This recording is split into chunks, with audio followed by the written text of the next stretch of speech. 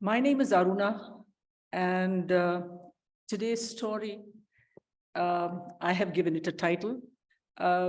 It's called Maitreyi's Questions.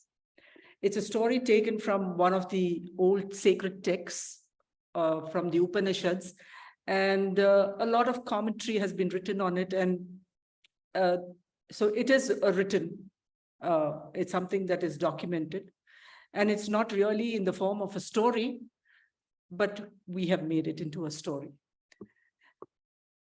So Maitreyi was the daughter of a sage, a rishi. His name was Rishi Maitreyi, and he was a courtier in the court of King Janaka.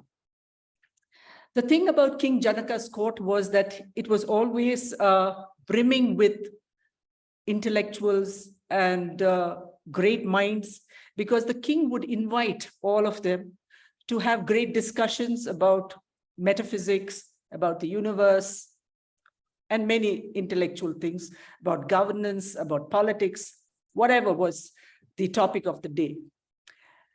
And Maitreyi grew up in this atmosphere of great intellect. And she, of course, as she grew up, she was a beautiful young lady. But what caught her most, her mind most, was these discussions that took place in the court of King Janaka.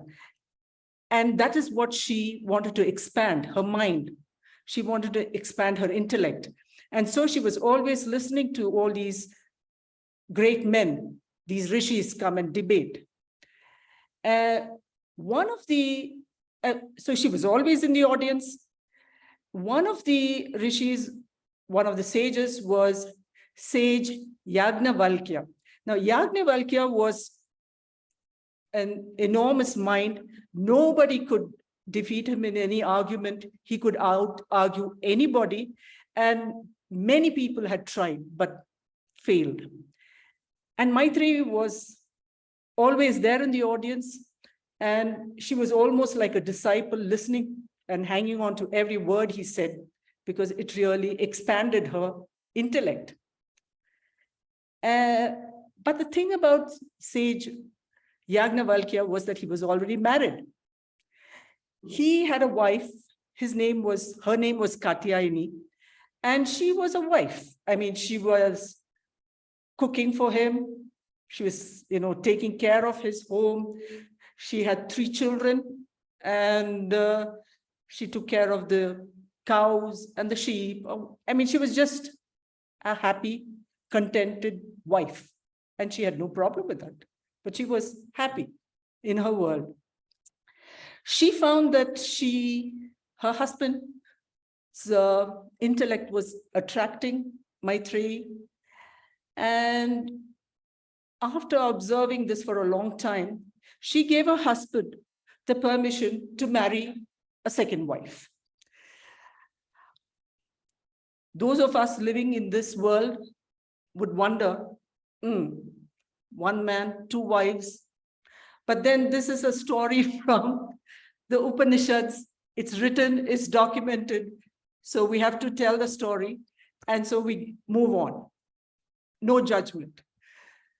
So, and that's how they lived in this happy domestic bliss, till sage Yagnavalkya grew old and decided that he will leave his material world and go off into the forest.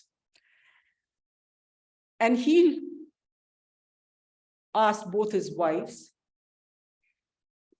to listen to his decision one day and said, I have decided to leave all this and go off into the forest because I want to expand my mind. I want to think about metaphysics. I want to think about the universe.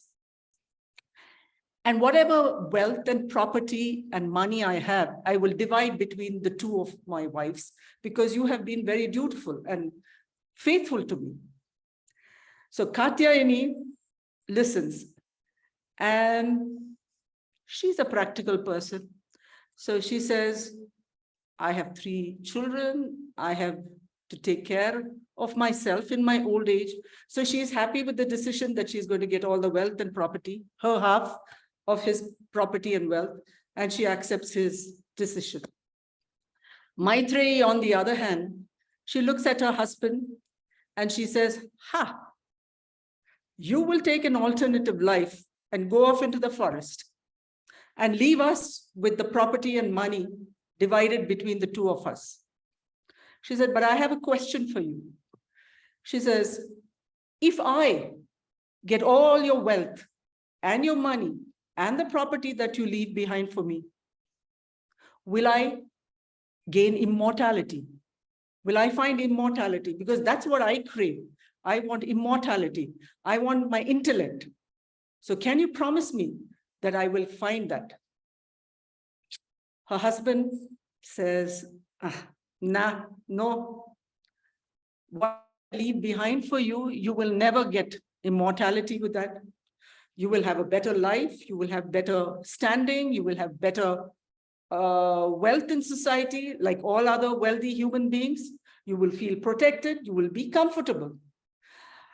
But immortality, no, that you will not have. So Maitreyi thinks, and then she once again looks at her husband and says, what about happiness? What about bliss? What about love? Will I get all that with all the wealth and property you leave for me?